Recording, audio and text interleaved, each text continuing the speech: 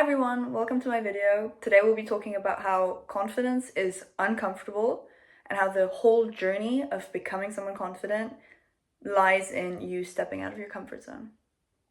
So for today's video, there's going to be two main topics I want to discuss. One is going to be the fake it till you make it concept, and then the other aspect I want to discuss is the stepping out of the comfort zone and gaining confidence from it.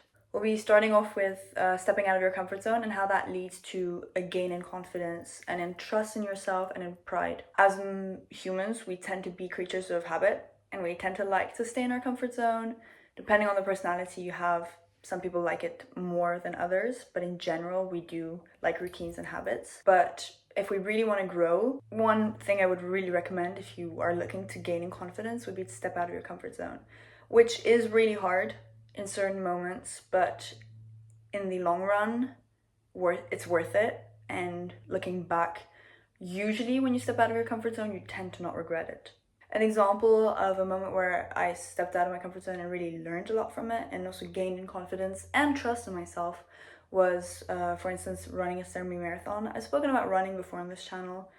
Obviously, this is not a running channel, but it's just I think one aspect of my life that has taught me quite a lot. But yeah, running, the whole journey of preparing for a semi-marathon was extremely uncomfortable, be it on a mental side while running, because the body obviously, or at least the mind, wants to stop. And then secondly, there's also a lot of uncertainty or insecurities. Running in front of people, be it outside or inside, so in the gym, you might think about the way you're running, the actual technique and how people are looking at you, and if people are judging the speed at which you're running, or so if you look tired, if you're red, if you're sweaty, if you're breathing in a certain way.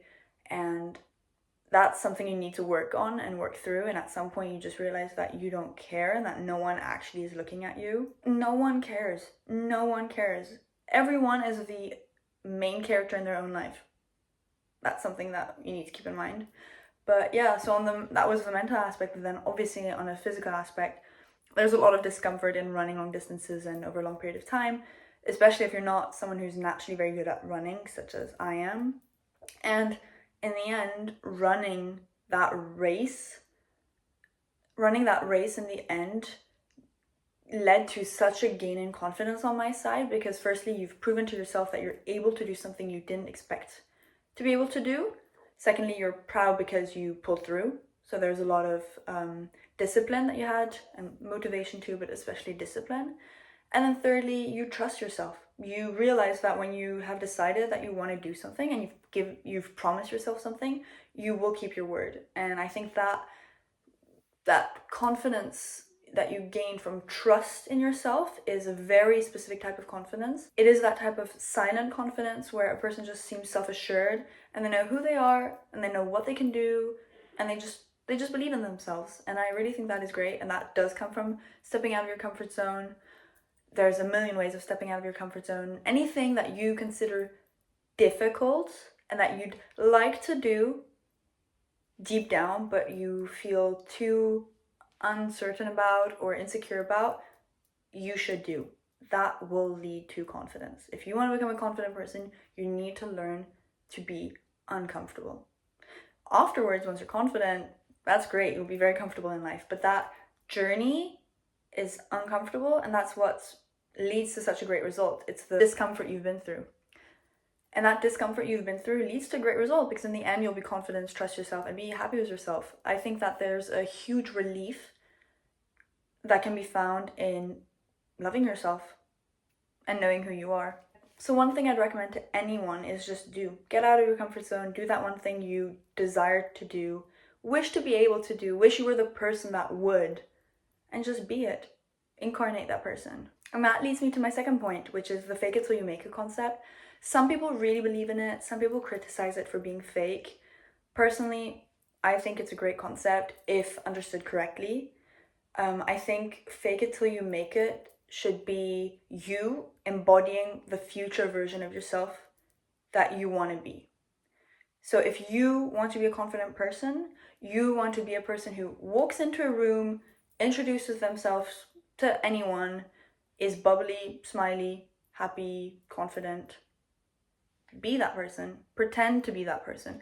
go into the room and do it, although it is extremely uncomfortable. I really struggle with that. I'm quite shy, but I admire people who just walk in, hi, my name is X, what's your name?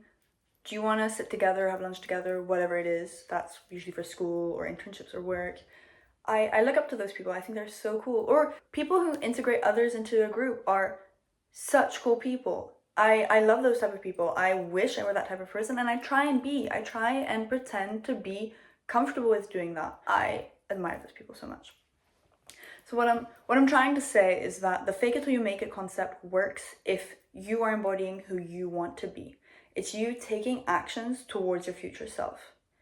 It's you manifesting the version you are in the future, but in the current time. So I do think the concept works. It is not fake in the sense that it is a future version of you, and it is a version of you you desire to be.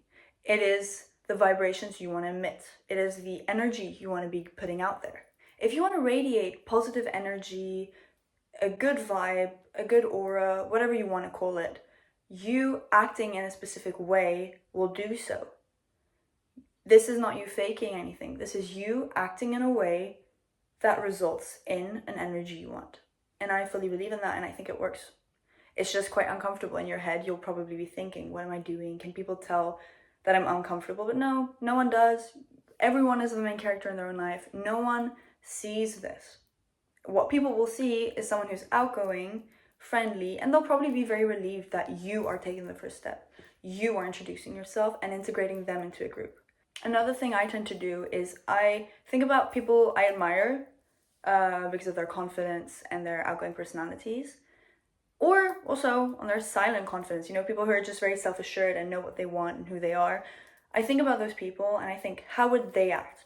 What would they do? Think about that and then do it. Come across the way they would. I actually had to do this. Yesterday night, I went out to grab a drink with a group of people from my school. I was invited by 2 girls who had properly met for the first time the day before. I was quite comfortable drinking the coffee with them because it was a smaller group, and both of them are quite extroverted people and very bubbly, and we could bounce off each other's energy.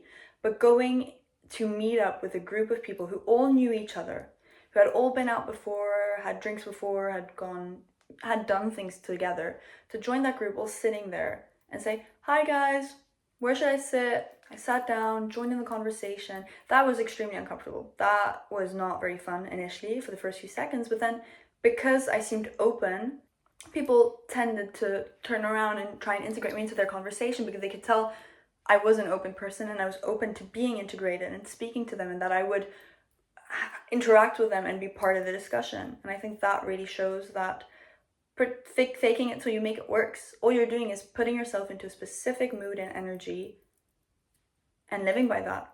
A way I would describe it or explain it to someone in the way that I perceive the concept is when you listen to music, your energy shifts, right? If you listen to sad music, you'll be more melancholic. I think that's how you pronounce it in English. Melancholic? Okay, whatever. You'll be sadder. But if you listen to certain types of music, such as Rihanna, Nelly Furtado, whatever it is, if you listen to that type of pre-drinks clubbing music, you tend to be more confident. If you listen to really upbeat, happy music, your mood will shift.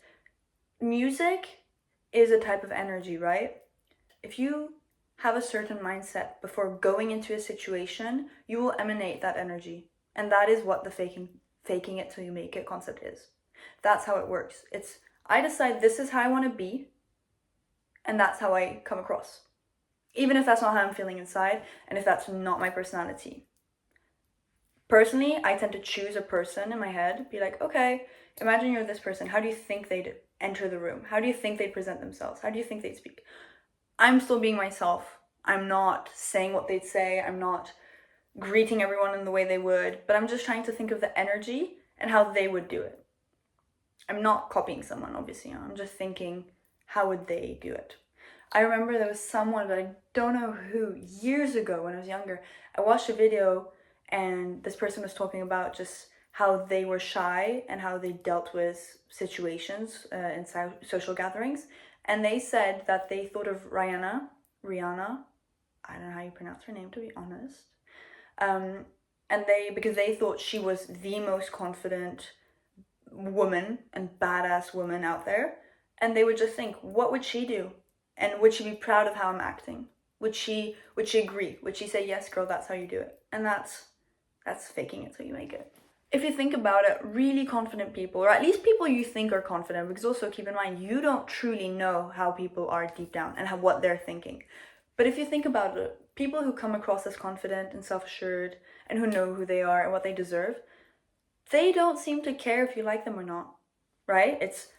They are who they are. If you like them, cool, they'll like you. If they don't like you, they don't care. And if you don't like them, they don't care. That's the way at least I perceive the type of people that I would consider and classify as confident. Like, you do you, I do me, and that's how it is.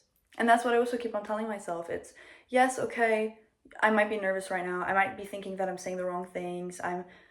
Any action I do is wrong or might come across as something specific or give this certain perception of me. But in the end, people aren't scrutinizing every step you take, any move you do, anything you say. People live their lives and you're part of it, and that's all it is. Finally, something else I want to mention is the result or the relief that you have from accepting yourself and trusting yourself and being confident is really, really great. The relief is incredible because at some point there's a weight lifted off your shoulders because you don't care as much about what people think of you, right? You know who you are, you know what you think, you know what you do, and that's it. People can perceive you the way they want because anyway, anyone's perception of you is a reflection of their own world, right? They will reflect their perception of the world onto you. So you can't change that. Secondly, if you act in a confident way, or if you act in the energy or come across with the energy that you want to give, you do not mind whether people don't like it or not, because this is the energy you want to give. And if people are receptive of it, great. And if not, well, that's not meant to be then. If people don't like the energy that you're giving and you think it's the energy you want to give, and then so be it. You shouldn't care, and you don't care. Once you've really accepted who you are, you don't care. The way I think of this whole concept of confidence, being who you are, accepting who you are, is when you think about how you're around your closest friends, do you feel judged by them? Do you feel like they scrutinize everything you do or say? Do you act the way you want to act when you're around them? Do you feel like the energy you're putting forward is the energy you want them to see? Is the person you want them to see? Well, that to me, the way you act around your friends, when you're with close friends, is the way you are and have accepted yourself as. I hope that makes sense. I just want to state that I'm not fully confident. I'm not the queen of confidence out here. I'm definitely insecure on a lot of things, but I'm actively working towards not being insecure, or I'm actively acting as the version of myself that I want to be or aspire to be. I'm acting as my future version of myself. I'm acting as the future Shawnee of 2020. I don't know when, but that version of me exists out there in a different time, and I'm trying to be her and act like her and think like her, and that's how I come across. And that gives across confidence towards others, and that's how they perceive me. And by doing so, I'm subconsciously also working on my insecurities and realizing that no one cares that much about anything you do or say or the way you look.